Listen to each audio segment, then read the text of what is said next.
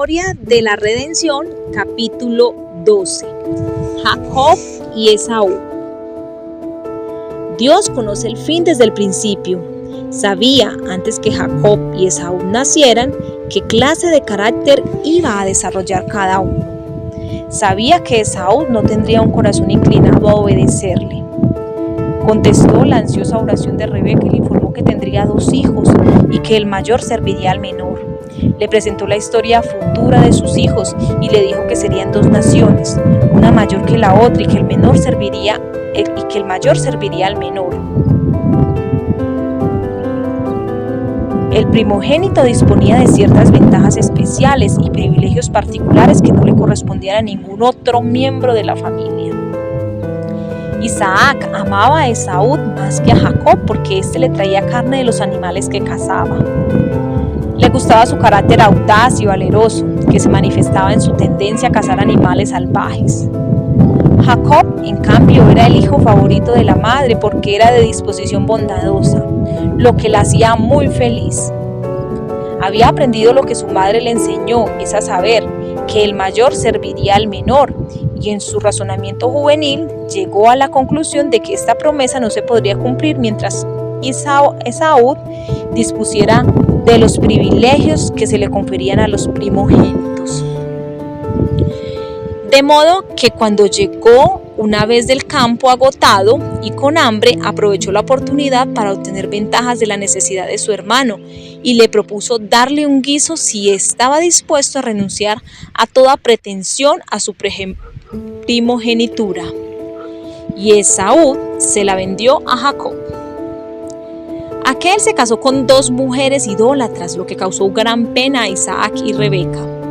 A pesar de ello, el patriarca amaba a Esaú más que a Jacob, y cuando creyó que estaba por morir, le pidió que le preparara una comida para poder bendecirlo antes de morir. Esaú no le dijo a su padre que había vendido su primogenitura a Jacob y que había confirmado la venta con un juramento. Rebeca escuchó las palabras de Isaac y se acordó de lo que había dicho el Señor: el mayor servirá al menor. Y se dio cuenta de que Esaú había tomado con liviandad el asunto de la primogenitura, puesto que se la había vendido a Jacob.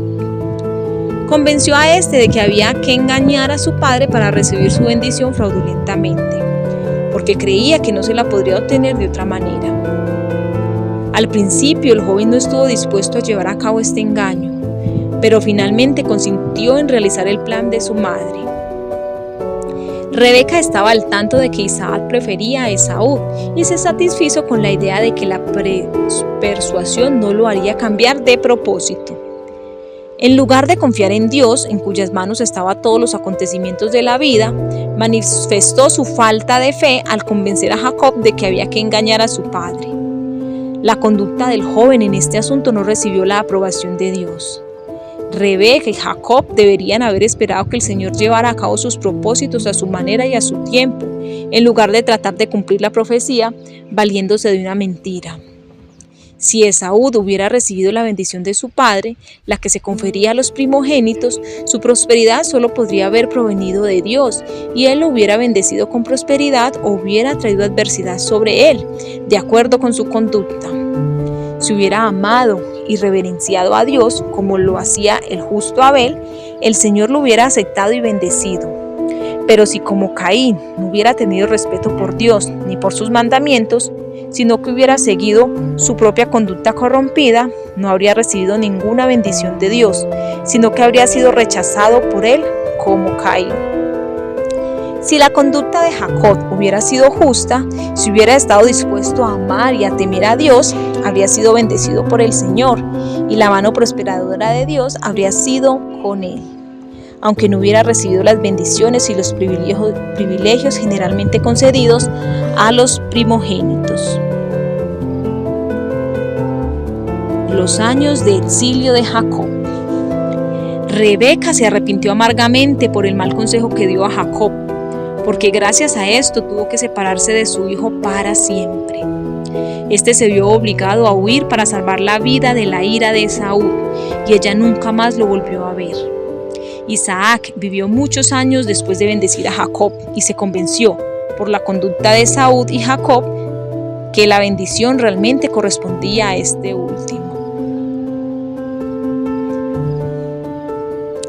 Este no se sentía feliz con sus casamientos, aunque sus esposas eran hermanas.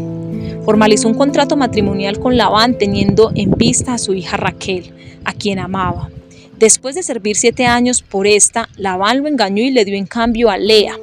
Cuando se dio cuenta de que lo habían engañado y que Lea había desempeñado su parte en la estafa, no la pudo amar. Su tío quería conservar los fieles servicios de Jacob por un tiempo más prolongado y por eso lo engañó dándole a Lea en lugar de Raquel. Jacob reprendió a Labán por tratar con tanta liviandad sus afectos a darle a Lea, a quien no amaba. El padre rogó a Jacob que no la repudiara, pues en ese tiempo eso se consideraba una tremenda desgracia, no solo para la esposa, sino para toda la familia. Jacob se vio en una situación muy difícil, pero decidió finalmente conservar a Lea y casarse también con su hermana. Aquella recibió mucho menos amor que Raquel, por supuesto. Labán fue egoísta en su trato con Jacob. En lo único que pensó fue en sacar ventaja de los fieles labores de su sobrino. Este podría haberse apartado mucho antes del artero Labán, pero temía encontrarse con Esaú. Escuchó las quejas de los hijos de aquel que decían: Jacob ha tomado todo lo que era de nuestro padre y de lo que era de nuestro padre ha adquirido toda esa riqueza. Miraba también Jacob el semblante de Labán y veía que no era para con él como había sido antes. Estaba angustiado, no sabía qué camino tomar. Llevó su caso al Señor y le suplicó que lo dirigiera. El Altísimo respondió misericordiosamente su angustiada oración. Vuélvete a la tierra de tus padres y a tu parentela, que yo estaré contigo. Envió pues y llamó a Raquel y a Lea al campo donde estaban sus ovejas y les dijo: Veo que el semblante de vuestro padre no es para conmigo como era antes, mas el Dios de mi padre ha estado conmigo. Vosotras sabéis que con todas mis fuerzas he servido a vuestro padre y vuestro padre me ha engañado y me ha cambiado el salario 10 veces, pero Dios no le ha permitido que me hiciese mal. Jacob les contó el sueño que le había dado Dios, en el cual le dijo que abandonara a Labán y regresara a casa de sus parientes. Raquel y Lea también expresaron su insatisfacción por los procedimientos de su padre. ¿Tenemos acaso parte o heredad en la casa de nuestro padre? ¿No nos tiene ya como por extrañas, pues que nos vendió y aún se comió del todo nuestro precio? Porque toda la riqueza que Dios ha quitado a nuestro padre nuestra es, y de nuestros hijos. Ahora pues haz todo lo que Dios te ha dicho. El regreso a Canaán. En ausencia de Labán, Jacob tomó su familia y todo lo que tenía y partió. Cuando ya se encontraba a 3 días de camino, Labán se enteró de que se había ido y se enojó mucho. Lo persiguió decidido a traerlo de vuelta a la fuerza. Pero el Señor se compadeció de Jacob y cuando Labán ya estaba por alcanzarlo, le dio un sueño a este en el cual le dijo que no le hiciera nada a Jacob. Es decir, no debía obligarlo a volver ni instarlo a hacer mediante declaraciones lisonjeras. Cuando Labán se encontró con Jacob, le preguntó por qué se había ido sin avisar llevándose a sus hijas como si fueran prisioneras de guerra. Labán le dijo: poder en mi mano hay para hacerlos mal, mas el Dios de tu padre me habló anoche diciendo: guárdate de que no hables a Jacob descomedidamente. Entonces este detalló a Labán la conducta egoísta que había tenido hacia él, puesto que solo había tomado en cuenta su propio beneficio. Llamó la atención de su tío a la rectitud de su conducta mientras estuvo con él y le dijo: nunca te traje lo arrebatado por las fieras, yo pagaba el daño. Lo hurtado, así de día como de noche, a mí me lo cobrabas. De día me consumía el calor y de noche la helada, y el sueño huía de mis ojos. Así he estado 20 años en tu casa, 14 años te serví por tus 2 hijas y 6 años por tu ganado, y has cambiado mi salario 10 veces. Si el Dios de mi padre, Dios de Abraham y temor de Isaac no estuvieran conmigo, de cierto me enviarías ahora con las manos vacías. Pero Dios vio mi aflicción y el trabajo de mis manos y te reprendió anoche. Entonces Labán aseguró a Jacob que tenía interés en sus hijas y en sus nietos y que no les haría ningún mal.